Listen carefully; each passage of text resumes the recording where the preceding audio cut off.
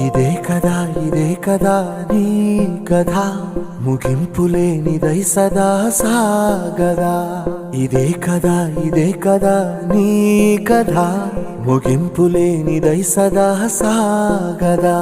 నీ కంటి రెప్పలంచున మనస్సు నిండి పొంగిన ఓ నీటి బిందువే కదా నువ్వెతుకుతున్న సంపద.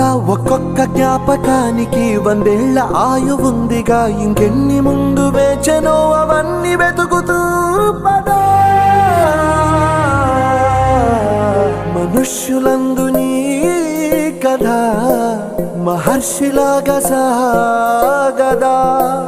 మనుష్యులందు నీ కథ మహర్షిలాగా సాగదా.